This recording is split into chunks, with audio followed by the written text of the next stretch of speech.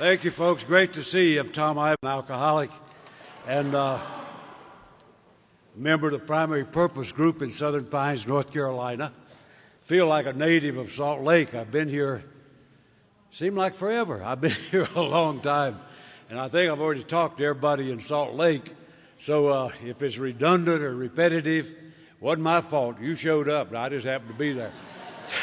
So I'm really glad to see you here, and congratulations to the group. This group continues to grow. And to Charlotte and Justin for an excellent presentation. Both of them just did some great work. Charlotte was so good, we named our largest city in North Carolina after her. Yeah, another girl from south of Charlotte. It looks like we got an exodus to Salt Lake.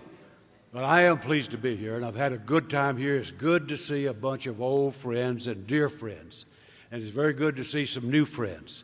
And for those of you who were new, introduce yourselves as being new, welcome to Alcoholics Anonymous. If you're anything like me, you may not feel like you just won the lottery, because I know I didn't. And when I came in here, I thought it was the darkest day of my life. And it turned out to be the door to the brightest light I could possibly imagine. And I hope very much that that'll be your experience. And if you just let go and let this thing work, you'll be amazed before you're halfway through. And so I do welcome you and wish you all the best. Now I want to, have y'all seen my coat? You like it? I mean, it's a lovely coat. It's Second World War edition. And I'm getting out of the sucker. I'm okay. Thank you, Lord. Now, I've satisfied the dress code, and it's hot in Utah, in case you hadn't noticed it. My God, I thought I came from hot country. We don't know hot. You guys know how to do it, I tell you that. I'm going to get on the plane in the morning and wish you well, because I'm heading back to cool off. So I want to do what we do, and that's to share my experience, strength, and hope. There's a great framework for what we do in Alcoholics Anonymous. We use the term speakers, but we don't have speakers in Alcoholics Anonymous. What we have is storytellers. We're storytellers, and that's what we do. If you want to see an AA group just shut down, start making a speech to them, and you'll watch some blinders fall real quick and some earplugs. And we don't do that. What we do is share our experience, strength, and hope. And I mentioned one of the workshops in Michigan. I think what frames the setting for an AA talk, very simple thing. It's in Dr. Bob's story, right toward the end of it. I think next to the last page. And what he's talking about is he's sort of talking to himself, and he writes that in the book. What was it about this man, referring to Bill, that was different from all the other people who had talked to me? Because I've talked with learned people and read many books, and he's a trained physician and an expert on many conditions. And what was it about this guy? He's a broken down, decrepit banker a stockbroker from New York. And something happened that started to transform his life. He said, what was it about this guy? And then he answered his own question. He said, this man talked about his own experience. Didn't try to explain alcoholism. He talked about his own experience. And that's I think our book says it well. That frames what an AA talk is about. It's about our own experience and hopefully to give hope.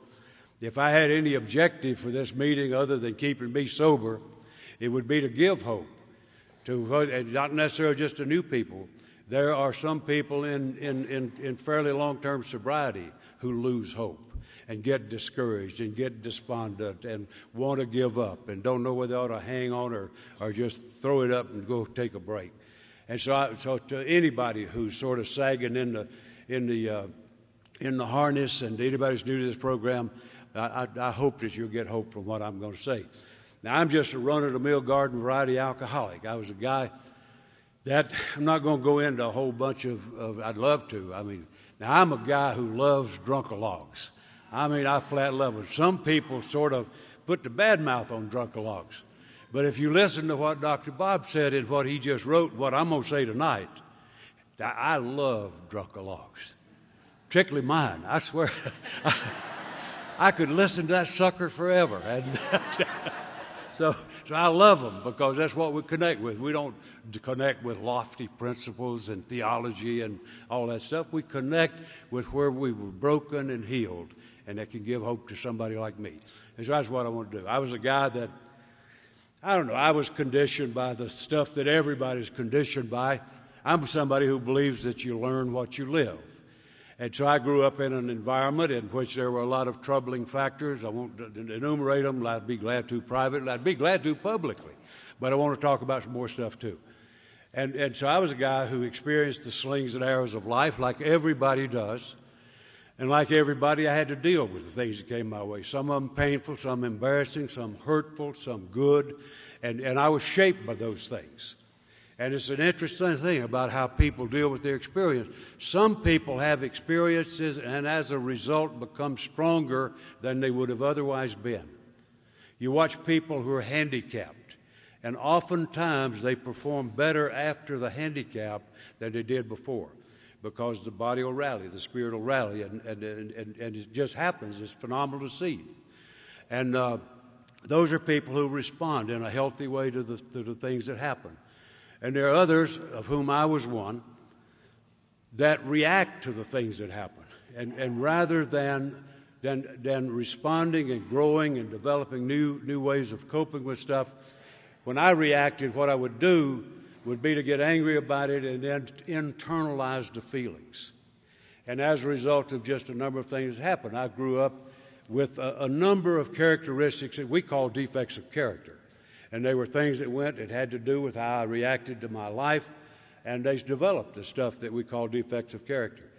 An enormous amount of fear, insecurity, anger, embarrassment, guilt, all kinds of stuff that were part of my life.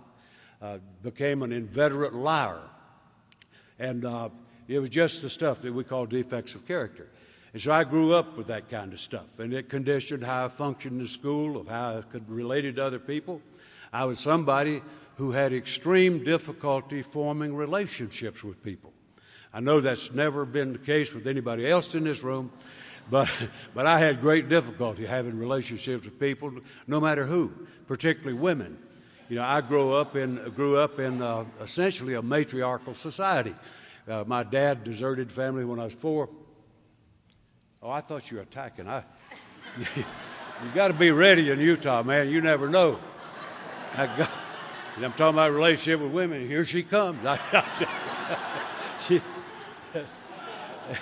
And so I grew up with that sort of inability. I had with a really smother-loving mother and an older sister. Anytime I would start to get into a relationship with mother, and I didn't think this through when it was happening, but when I got sober, started looking back, what would happen when I would start getting close to a female, I would see mother. And so I would react to that. And the fact is, by the way, I hope don't send, if this is being recorded, is it being recorded? Don't send it to North Carolina, please. I'm going to make a confession. and this girl reminded me of it tonight. She told me tonight that this is my 41st wedding anniversary today. I didn't know it. So don't send this recording to North Carolina. Good God, I won't be able to go home. And you can tell from that I got over the difficulty of having relationships with women. But it was a real problem, and it was because of that sort of fear of getting smothered in it again, just like I did with my mother. But it generalized over to males as well. I couldn't have intimate relationships with people where I would have trust and give them access to my life, because I just didn't trust anybody. And so I wouldn't let anybody give me anything for a long, long time. I'd take it away from them. Didn't mind that, because you don't get attached to somebody you take something from. You do get attached if they give you something. And so I wouldn't let anybody give me anything, because that way they get into my life. So that's the way I grew up, with that kind of warped way of dealing with life. And those are what we call defects of character. And so I carried those things, and when I started to drink, I found the magic solution for those things that drove my life. And I fell in love with booze right from the very beginning. I wasn't an alcoholic. I drank like one, But I wasn't an alcoholic. I was just a guy who found magical relief in that stuff, and I would have been a fool to not drink. Cheapest therapy I ever had in my life, before or since. A lot cheaper than psychiatry. More effective, too. Yeah, I get enough popsicle, man, I didn't have any problems. I'd be telling you how to solve yours. And so that thing really worked for me, and it freed me. And amazingly, what freed me also imprisoned me as well. So I was a guy that was just a ready-made candidate to have problems with alcohol, to have alcohol have an exaggerated importance in my life. So when I started to drink purposefully at about 16, that it was just instantly a very important thing in my life. And I honestly believe that from the point that I really felt the impact of alcohol in my life, I don't think I ever, from that point forward, took an unimportant drink. Didn't make any difference. If it was just draining the corners out when I run out of booze, I never took an unimportant drink. It was never just a liquid to me. It was a magical kind of a thing that changed the way I felt and related to the world. And so I just fell in love with it and was not alcoholic. I just was a pig. I absolutely fell in love with that stuff. It took off. Now, I didn't like where I was. Part of that whole shaping thing that went on as a child, I didn't like where I was. Didn't like anything about it. I despised that town. I despised everything about it. They had some nice folks in there, and some weren't so nice. I was one of them. But I just didn't like it. I wanted out of Dodge. And I tell you the darn truth, I still don't like that town. My sister lives there. Poor soul. I don't guess she knows any better. But I'm one, the only time I get homesick is when I go home. And I'll get homesick in a heartbeat, and I get out of there in a heartbeat. But that's where it was. And then when I was 16 and started drinking, and I coerced my mother into lying about my age, so I could go in the military. Went in the military at 16. And that was in 1948, not the First World War. The second one was just over. And that army was filled up with leftovers from the Second World War. And they were a grizzled bunch. I mean, these were some rough cases that were there. And then here's this pipsqueak kid that I'm in there looking like Doogie Howser in the... And I felt about like Doogie. I think I didn't even need to shave. I did. I mean, I hated to be the only thing there not shaving. So I'd get up there and shave. There wasn't nothing there. I didn't need a blade. I'd just shave. And so I'm trying to fit in, you know. And man, I'm in there with slicksters from Utah. And the guys wearing shades at night. You know, I mean, this is before it became trendy. I mean, these folks, something else. And then here's this goofus from North Carolina.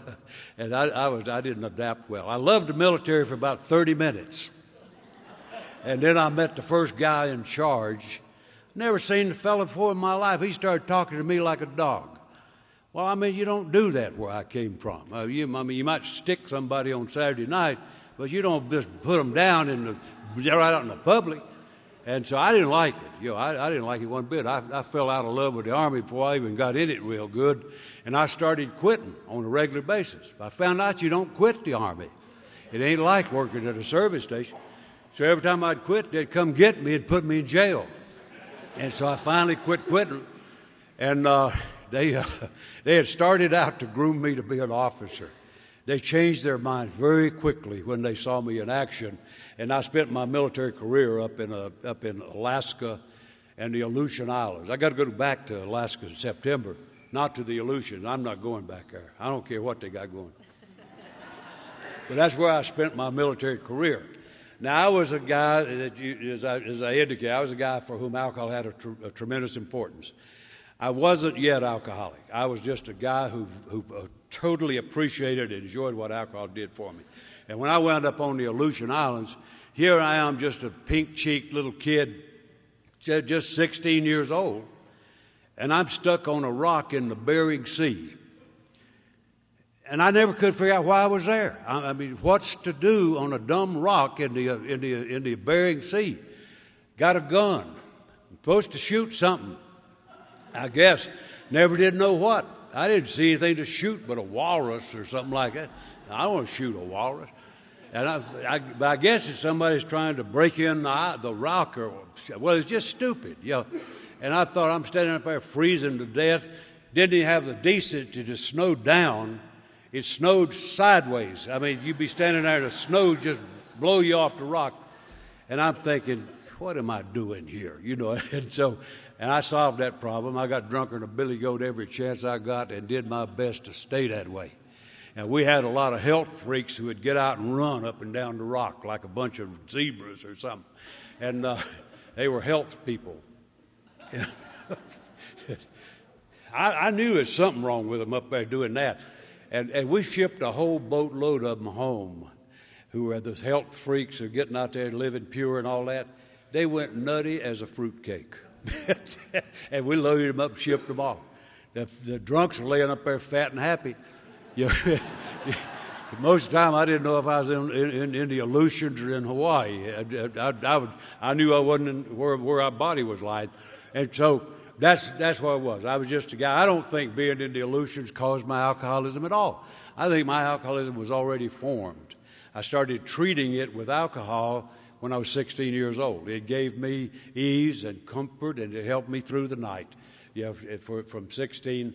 And then, best I can tell, after I got sober looking back, seemed to me like where my drinking changed from just wild, crazy drinking into uncontrolled drinking or alcoholism, best I could tell was when I was roughly in my 18th year. And I was on that rock. And what happened was nothing dramatic that was visible. I didn't drink anymore. I drank as much as I could before I was alcoholic. When you get so drunk you can't lay on the floor, that's about as good as it gets. You know, I don't care whether you're alcoholic or not. You ain't going to get no drunker than that. And so I did that. But something happened when I was 18 that we just sort of colloquially refer to as crossing a line. Not written anywhere. But every old member of Alcoholics Anonymous used to be just the language about crossing the line. And I don't know when I crossed that line. I'm quite sure I was drunk at the time. And probably would not have noticed a nuance like crossing a line. And so but what happened, and I got sober, looked back, I could see that that's where my drinking changed in the sense that it was no longer just a wild kind of party, you know, that was just seemingly endless, where I honestly believe during that period I could probably have quit had I wanted. But when I crossed that line, my life changed in the sense that if I took a drink, I could not predict what I would do. Could not predict how long I would drink, what I would do when I drank, where I would go. I became a guy who was powerless over alcohol. Alcoholism was full-blown in my life. Booze soothed it for a while. But then when I lost control of my drinking, I had the physical allergy, the physical illness of alcoholism coupled with that mental obsession. It's like it says in the book, our problem centers primarily in the mind. Very definite physical factor. But the troubling aspect of alcoholism, the physical factor of alcoholism will never bother me again. As long as I live, it will never bother me again. I will never experience craving again unless I take one drink. The physical illness is at rest. And the only thing I'd have to do is just light the flame and look out Charlie. And so what I'm left with is dealing with that strange mind of a chronic alcoholic. And so that's what happened when I was 18. I developed alcoholism. And I had no clue of that. I just knew that I was just a guy that I bummed out a lot. Now, it wasn't all just a party gone awry. You know, I started to have extremely embarrassing, humiliating experiences. I never did tell anybody they were embarrassing, humiliating experiences, but they were. And they would hurt deeply, but I would do my darndest to make sure nobody knew it hurt. I'll give just one example. I don't usually talk about it. It's too soon after dinner, but I'll tell it anyway. And take a risk. When I didn't even know this. I went to work, whatever I thought I was doing. Got at lunchtime, took a break and took a fifth and got just totally drunk. All I know about it is exactly what was reported, and I had no clue. But I drank that booze and then just blacked out. and for some strange reason went into the dining room. They call it a mess hall, and when I got in there, it lived up to the name because I made a mess out of that hall. And I went in there, and here's a couple hundred guys trying to have lunch. I walk in, and I don't want to make you feel queasy, but I walked in with a tray of food, as was reported to me, sat down, promptly threw up in the food, and fell over in it. And you're on a high, eh? You're really on a high when you're doing that. And somebody drugged me back into the bunk area. And when I came to, there are always some helpful citizens around that don't want to talk with you about what you did. And I had some guy came over to me and said, "Let me tell you what you did, man." I said, "All right, what now?" And so he told me what I did. And I said weakly, but the only thing I could think of, I said, "Well, we all had a good laugh, didn't we?" He said, "Yeah, we did, but everybody's laughing at you." Excuse me. Nobody's laughing with you. Now, I wouldn't have let him know it for the world, but that hurts. That hurts. I think that's the first time anybody ever really penetrated through that veneer and got to where I lived. Now, I didn't do anything about it, but I never forgot it. And that was the first time anybody ever really alerted me that my behavior wasn't quite up to par with the rest of the world. And so I stumbled on around in the military for screwing up everything I got close to.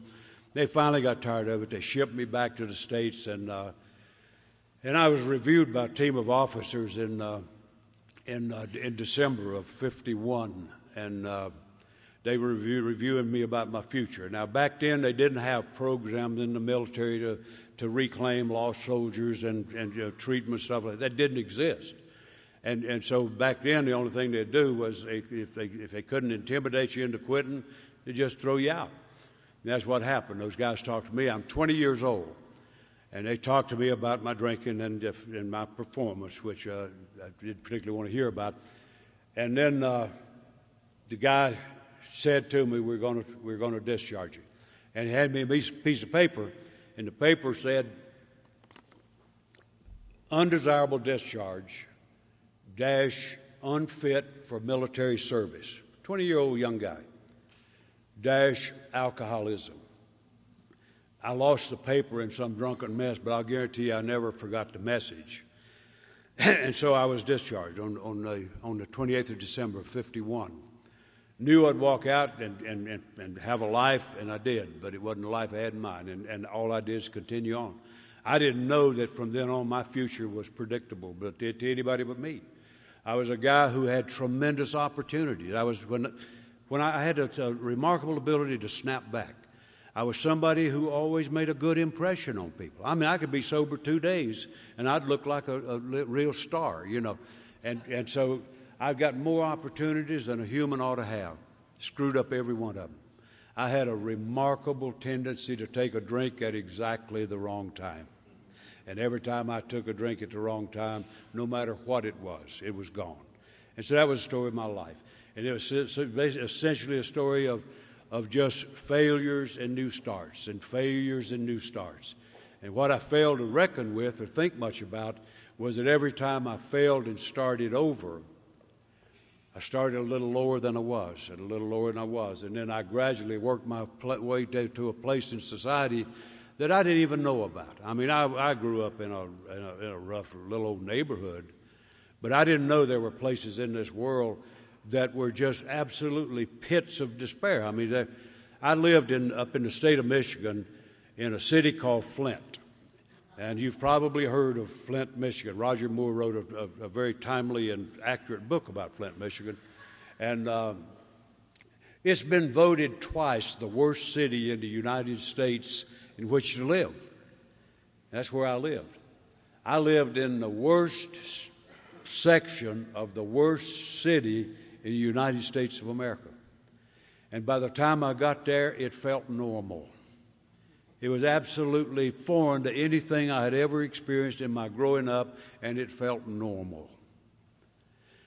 Strange thing, you know, our book, I'll just mention this, and then I don't even know what time it is. It's now 10:30 in North Carolina. For whatever that's worth. You do one of those when it's time. She's vicious. So we, but that's just going on. And in our book, it sort of describes the frame of mind that I had, where in our book it refers to how people like me see a life like that and fail to respond to it. And it uses two words. One word that's very descriptive to me is delusion, an inability to differentiate the true from the false. And the other word uses it illusion, an inability to see life as it is, to see the world as it is. And that explains a lot to me as I was ratcheting my way down. I was a guy, a wino could have diagnosed me, for God's sakes, but I couldn't. And so what I'm doing, I'm just going notch by notch, just going on down until I was living a kind of life I didn't even know existed. I didn't know people lived like that. And by the time I got there, it was normal. I felt very normal. I fit right in to the worst part of the worst city in this country. And I was at home. It was a place where I don't know if there was any economy that meant anything or not, but there was an economic system, and it consisted of he who is friskiest drinks most. And which that meant was that in that society you were either the rollee, that means you got rolled, or you were the roller. It meant you were a little friskier than the other guy. And I'm living in that kind of a jungle, and it seemed normal. It was the way it worked. Somebody rolled you, you didn't call the police because you hadn't much chance of locking you up as him. So it was just the society. It was the economy of that place.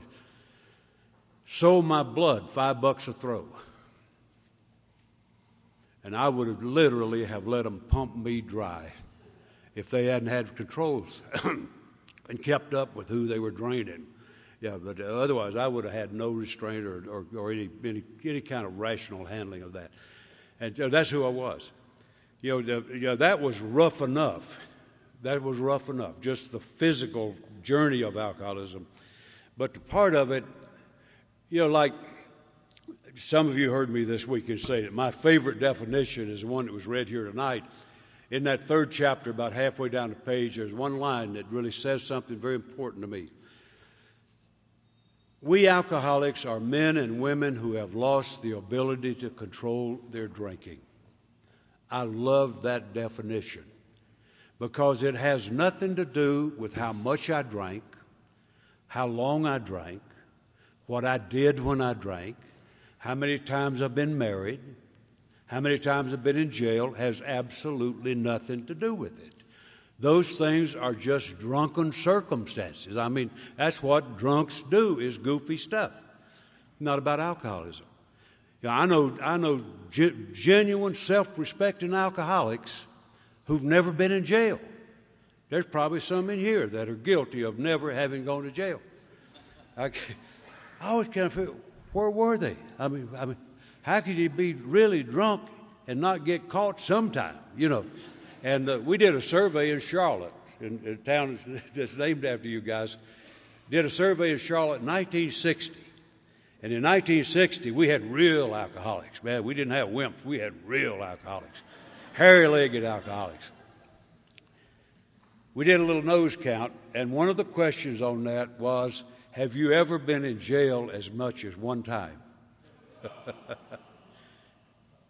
30% had.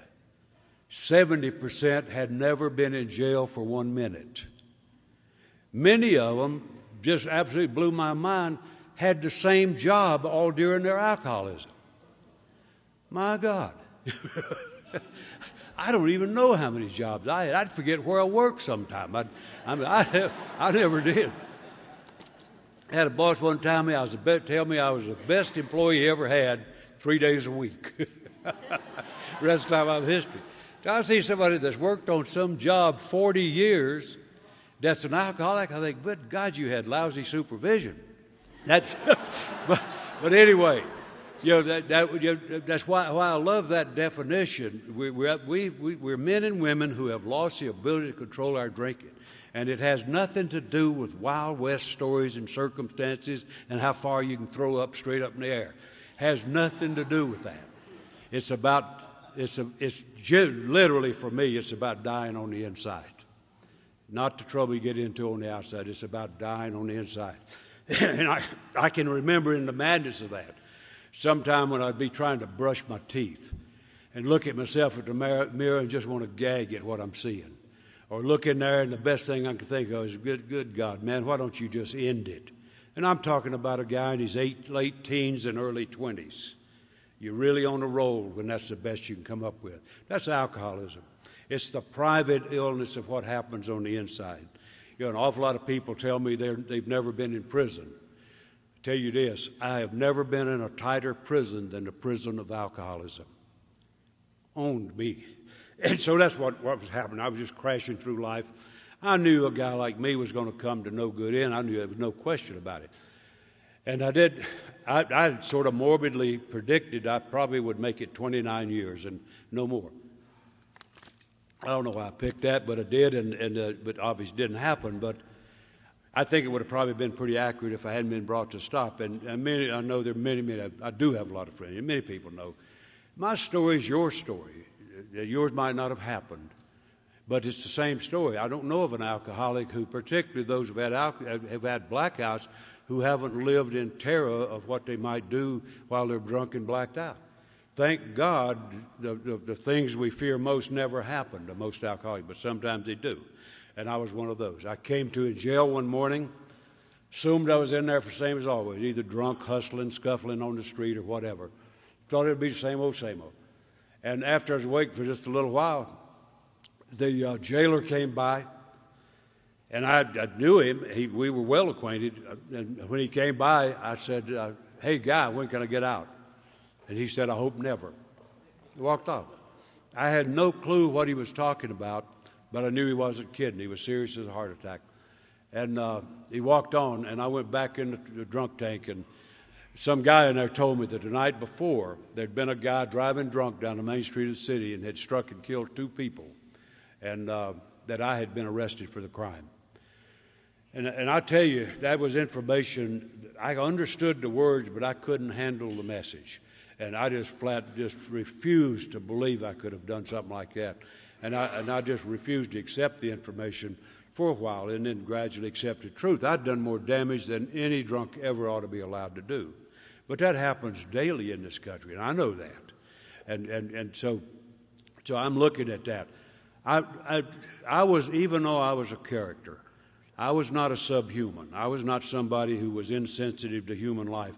And being responsible for the deaths of 2 people was more than I could handle. And I just refused to believe it. I could believe it, but I couldn't deal with it. And then gradually accepted that truth.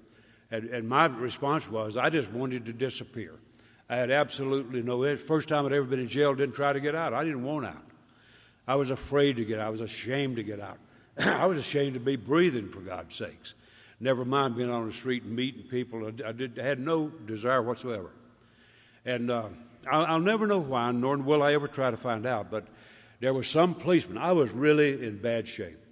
And I was almost comatose. I was just so in shock and grief that some policeman, I guess, saw the shape of it, and he checked my record, saw I had family in North Carolina, called my folks. And my family did what families do far too often. I sometimes think families of alcoholics are punished more than the alcoholic. I truly believe that, because they have to deal with it sober. At least we have the oblivion of so on. But anyway, they kited my family. My family couldn't afford a trip to Michigan, but they made it anyway. They couldn't afford an attorney. They got one anyway. I didn't want out of jail, but I didn't know how to say that to anybody. And so they did what they did, and then finally I was released on bonds on the 17th of July of 1956. I knew that I would never drink again. I mean, my God, how could you possibly drink after having done something as horrible as that? If you understand anything about alcoholism, the more likely question is, how would you not drink? But I didn't know anything about that. I didn't think I was alcoholic. I'd been thrown out of the military for it. Didn't mean a thing. I didn't think I was alcoholic.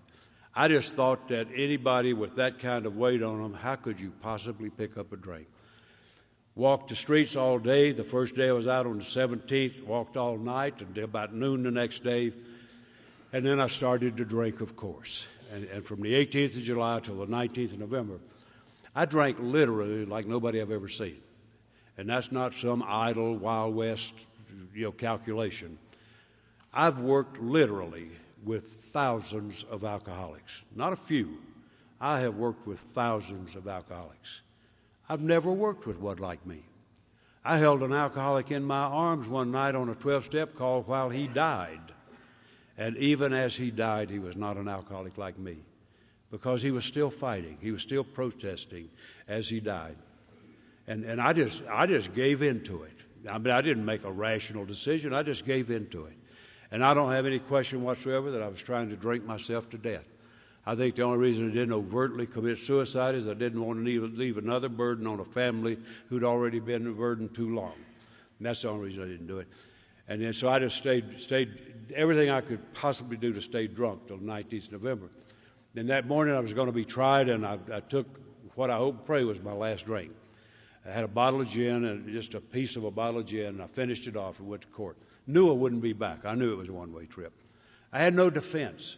The hell of blackouts is that you can't even explain behavior that you don't know anything about. And so when I went into trial, I was listening to the trial as if I were on the jury, because it was all new to me. When I heard a policeman testify who investigated the crime, he described what was there, first time I'd ever heard it. And so that when I went into that trial, I didn't have any question that I would be found guilty. And yeah, I've often thought, it didn't happen, and it's just conjecture, but I've often thought that the toughest punishment I could have been given would have been if the judge had just said, go live with yourself. That would have done it.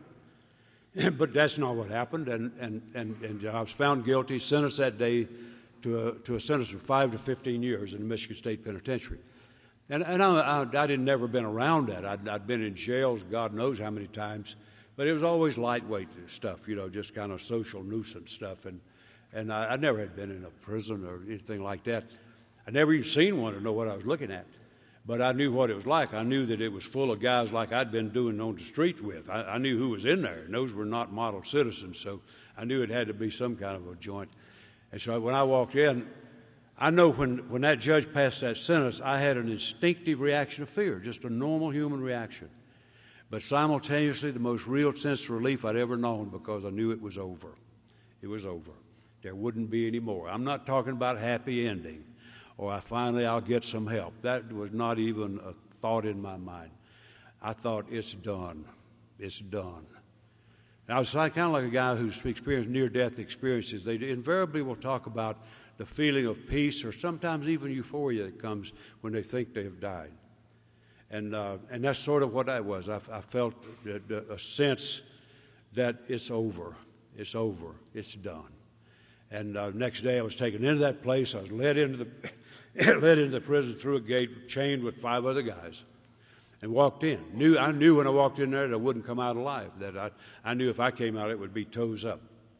And so when I walked in, I was truly a guy in bad shape. I was totally isolated. I'd always been essentially an isolated type of person. I made a lot of noise when I was drunk, but my instinct was to isolate and not get close. And that just came out in spades in there. I just totally isolated. Didn't talk to anybody about anything. Didn't visit. Didn't know who was in the cell on either side of me. And it wasn't I didn't care. They just didn't exist. And I just sat there, just going to let my life end in that place. And then some stuff happened. It's amazing how simple it is when you finally look at it. Now, I tell you this, and it's a fact, if it had been necessary for me to be sensitive to my needs and look for help, I would have died in that penitentiary, because I would never have done it. I have no question about that.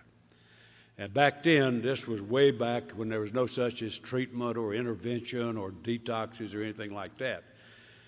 And so it was just a crude way of handling things, and I would have never asked for help. I didn't even know there was any help for an alcoholic. The only thing I knew you did with an alcoholic was hit him upside the head with a blackjack, put him in jail. That's the only detox I knew.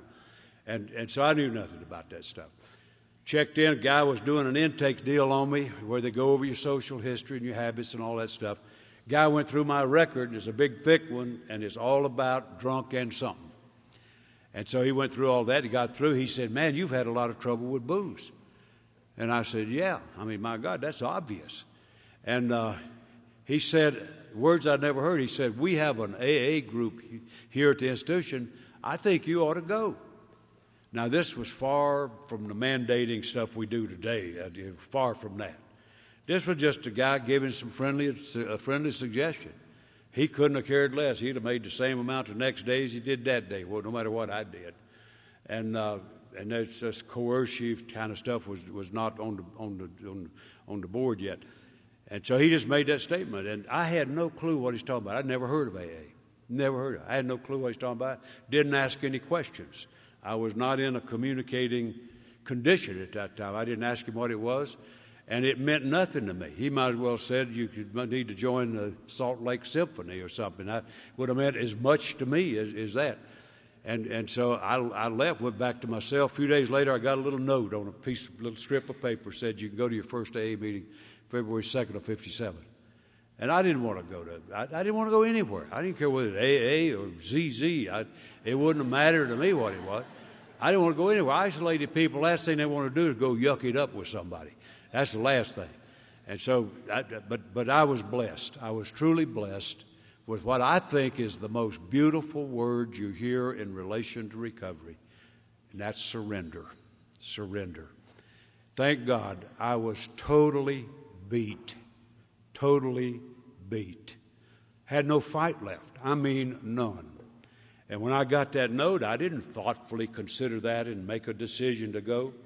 I was just like a trained monkey or something. I got that thing, and I just got up when they announced to go, and I just went over there. Had no clue where I was going. I thought it was going to be something like they did in county jails where clean old people would come in from churches and give their testimony and pray and then sing. And anytime they sang Amazing Grace, man, I'd just crumble. And I'd start bawling and enjoying whatever they were selling. It didn't matter what it was. And it'd last all of 30 minutes. But that's why I figured it was going to be something along that line. And I went down and went to the school building. We had a huge group there. I say we because it became we.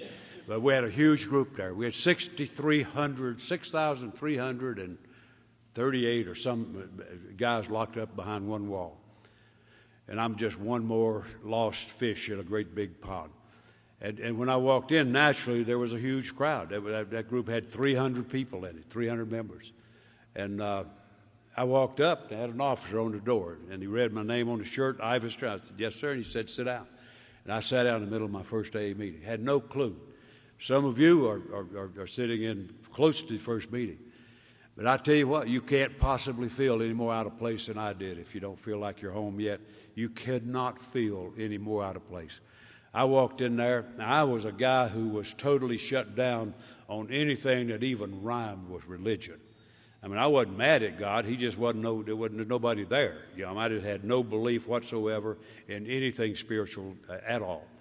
And I figured it was going to be some kind of a religious hootenanny of some sort. And so I go in.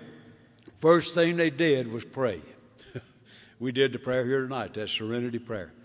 And when they did the prayer, they were praying, and I'm thinking to myself, yep, just what I thought. Just what I thought. They'll be in here with the guitars and leaping and jumping. And it didn't happen, thank God. Then they read a bunch of stuff. I swear to God, we read more stuff in AA than any place I know.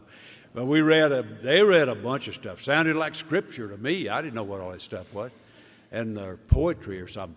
And then they got through reading, introduced speaker. Guy got up to told his story. Now, I'd been around alcoholics of every flavor, all around places. That guy got up and told his story, and I thought, what on earth is he doing that for? I mean, it didn't make sense to me. He was a decent-looking guy if you didn't get close to him. He didn't stand close examination very well. He was one beat-up dude. And he'd been a professional boxer at one time, and apparently not a good one. Because he was marked up big time. And so I listened to him, and he's telling that story. And I thought, why on earth would somebody get up there and bare their soul like this to 300 convicts? Made no sense. And so I listened to what was going on. I'd never heard anything like that. I didn't identify with one syllable of any word he uttered, not one. But the next week, and I left truly more confused than I was when I went in. But the next week I was back. I was back. You know, I said I wanted to give some hope. Yeah, and just a simple, fragile thing like hope. God is so important.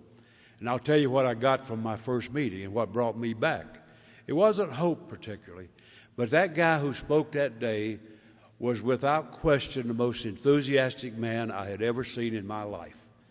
He was so enthusiastic and so carried away with what he's doing. When he spoke, he would just stumble over his own words. He's going so fast. And marvelous man. He became my first sponsor a year later. I didn't know what a sponsor was when I heard him, but if anybody told me I was going to match up with that guy, I'd say, no, he weird boy. But he was a marvelous, marvelous servant in AA. And so what brought me back was the spirit of the guy, not the message of the guy, the spirit of the guy. And that magnetic appeal of that enthusiasm brought me back. I couldn't have told anybody why I was sitting there. Nobody asked. Nobody cared. I mean, those guys got their own troubles. My God, they're not worried about where's that guy was here last week.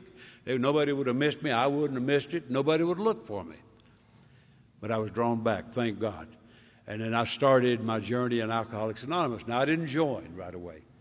I didn't truly believe I was an alcoholic. I'm 24 years old. I didn't think alcoholics came in real full bloom at 24. So I didn't really think I was one. I knew I was a bad drunk. I knew I'd gotten in a lot of trouble. But they were talking about alcoholism being a disease. And I found that a very embarrassing concept. For some reason, it was an embarrassing concept. What's the disease about getting drunk? And that was how simplistically I looked at it. And I could not put that together. The Medical Association started to present alcoholism as a disease about the time I came to AA. But just because the Medical Association started to call it a disease doesn't mean the society believed that. I heard that. It didn't change my thoughts about it. I thought alcoholism was a moral issue, and so did most of the country. And so that didn't mean a lot. And so I just kept going back. I listened to people tell their stories. You know, I said how important that experience is. Like, I know what I'm trying to say to you folks, but I don't have a clue what you're hearing. It's none of my business. You're in charge of what you hear. I'm in charge of trying to share to the best of my ability what my story of failure and recovery was about. And so what I heard when I heard people tell their story was that they were alcoholic because when they drank, they got in trouble. And I thought, well, my God, if that's what it is, I've had that all my life.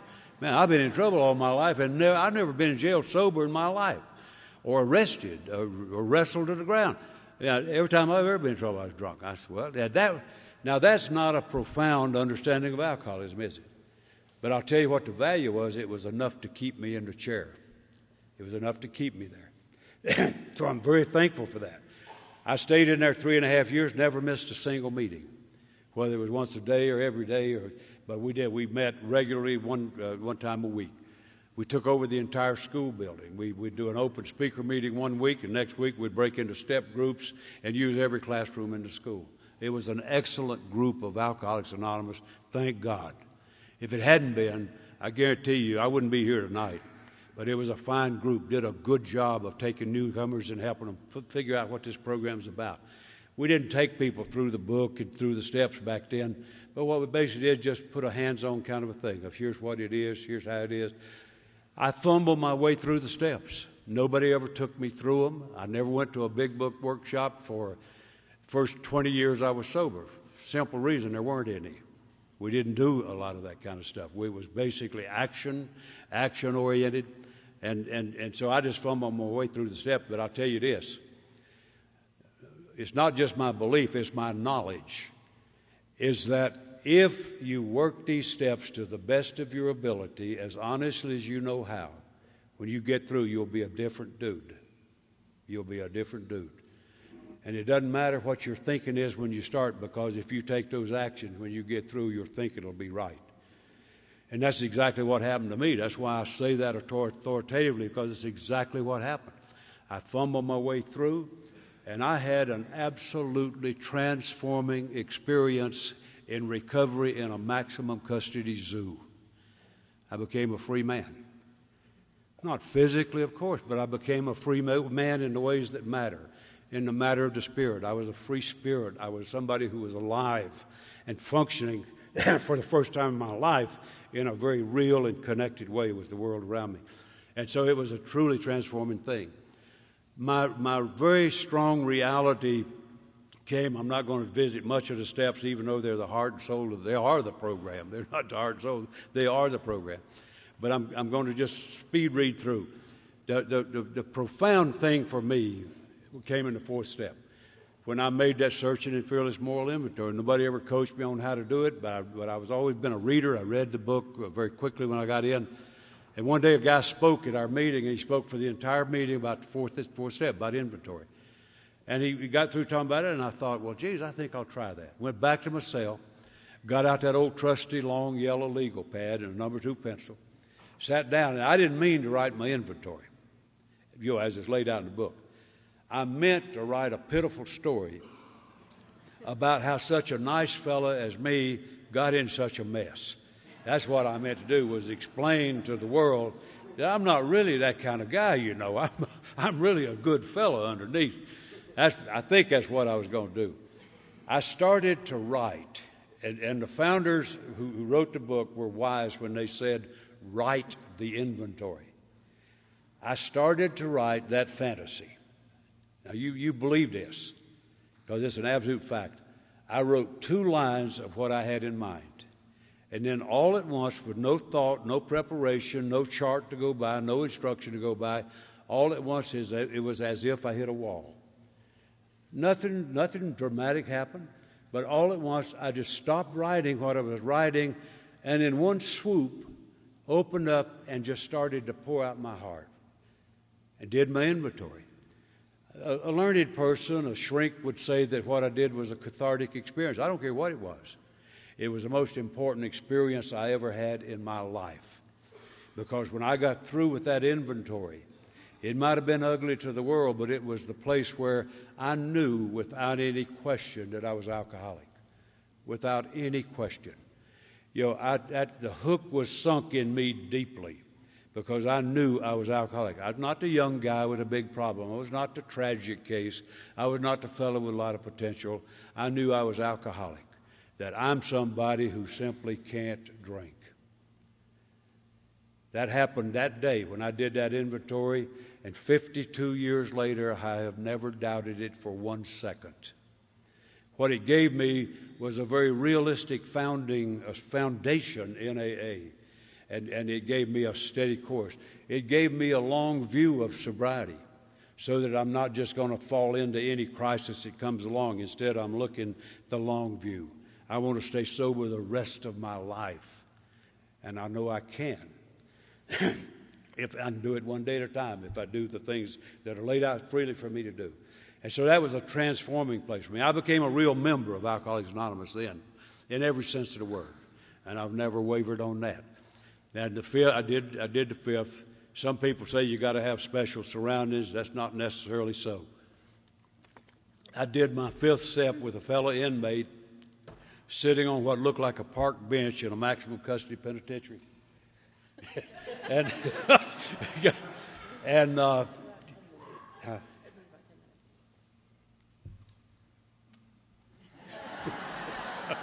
I'm bribing her for a couple more minutes. And it could not have been better had I done it over in the temple. Could not have been better. And so that my life was starting to happen. And there's nothing, if you don't think it's a powerful program, that place I was in was literally a jungle. I've been in penitentiaries around the world.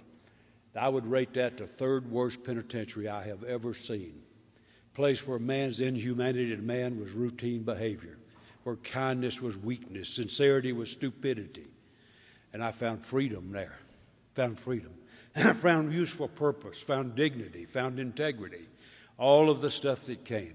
I learned how to function like a human in an unbelievably inhuman environment. Powerful program. I learned how to serve. I learned how to have useful purpose. And so I stayed 3.5 years, and that was the minimum eligibility on a 15-year max. Did 3.5 years, and they reviewed me for parole and paroled me to North Carolina. I hit the streets. I'm going to have to tell you this in a hurry. I hit the streets with the, I guess, the dreams that anybody has when they come out of whatever cage they're in. All of us been in cages. They're just different kinds. And I came out with I just had small dreams. I just wanted to be a citizen for the first time in my life. I wanted to have a job. I wanted to pay taxes I never had. I never filled out an income tax form in my life. And so I wanted to be a citizen. I certainly wanted to be free. I wanted to have some useful purpose. I got immediately active in AA the first day I hit the street, and I haven't stopped since. And amazing, miraculous, marvelous things happened to me. My driver's license was restored to me 2 months after I was out with a crime like mine. And I never once even suggested I'd like that to happen. People saw what I was doing. They saw the work I was doing. And that was restored to me with no action on my part. What I firmly believe, no, I don't believe it, I know it. I know that when God has work for us to do, not when I want to do it, but when God has work for us to do, the walls that separate us from it will come down. And they surely have for me. 2 years after I was out, I got a phone call one day from our state capital, from the prison headquarters. The guy on the phone was a guy I'd met once just for a couple of minutes and how'd he do with. And he was an official with the prison system. And it's him on the phone. And so he asked for Mr. Ivester. I got on the phone. And he said, Mr. Ivester, we're expanding the rehabilitation program in our prison system. And we were wondering, now you think of who he's talking to. You know, I am a convicted felon who's on parole from a maximum custody penitentiary in another state. That's who he's talking to. I've been on the streets 2 years. I'm still on parole to that penitentiary. And he said, we're expanding the rehabilitation program. We were wondering if you would consider accepting a position. And first thing I said, just instinctively, I said, do you know who you're talking to? And he said, yeah, we know. We've checked you out. And certainly they had, you know. And to him, I said, man, I'd rather do that than anything I could imagine. To myself, you know what I said. Ain't no way. As of that phone call, there had never been a person in the history of this planet hired as a professional employee in a prison system. I knew that. And I knew they weren't going to start with me. But when God has work for us to do, the walls do come down, including those. And I was employed as a professional in the system and had an absolutely marvelous career for 39 years. Absolutely marvelous career. Went to the top of my profession, literally to the top of my profession. And absolutely great. And I'll tell you this, it sounds almost like an unbelievable fairy tale, but it's God's truth. From the moment of my first job until I retired, I never applied for a single job, promotion, or anything else. What I did was give my very best to everything I did. And I learned that there's a real hunger for people who will do that and autograph it with excellence, because my work tells you who I am. And so people started to recruit me, and I went to the top of my system. And then retired when I found out I was the oldest rat in the barn. And I said, shoot, I didn't want to be that. Also found out I'd make as much retired as I did working. So even I could figure that out. So I went to work, and the day after I retired, I became the chairman of AA service work in corrections the day after I retired. And my wife was so thrilled to know. She said, you've got to be kidding. You, God knows, man, you're crazy. And so I'm wide open. I'll tell you this. Now, don't tell this to anybody because they're not going to believe it. I'm 76 years old. And be 77 coming up very soon. That's old. That is old. But not to me. I'm as wound up today as I was 52 years ago. I'm as enthusiastic in Alcoholics Anonymous today as I was 52 years ago. I'm as fired with imagination and creativity and commitment as I've ever been. Some people will tell you, but don't listen to them too long if they tell you. Some people will tell you that there's a rather predictable trajectory in recovery, that you'll go through it. If you work the program, you'll sort of get on a pink cloud. You know, you'll sort of have a honeymoon period. And then after a certain interval, you'll taper off that into something. I don't know what, mediocrity, I guess. But whatever you're supposed to taper off. Let me tell you something. You never have to come off. I never have. I am still as pumped as I've ever been. What I've found is that when I'm committed to this program, I'm giving my very best to carry the message to other people. Man, that pay cloud's there, and I'm going to stay on that sucker. People have been telling me to slow down for 40 years. Everybody that tells me, I take a look at them and say, if I slow down now, am I going to be like you? And no thanks. I'm going to keep on hopping. So, again, I welcome, if you're new here, I welcome you here. Give yourself to this simple program, and you will be amazed at what happens. Thanks.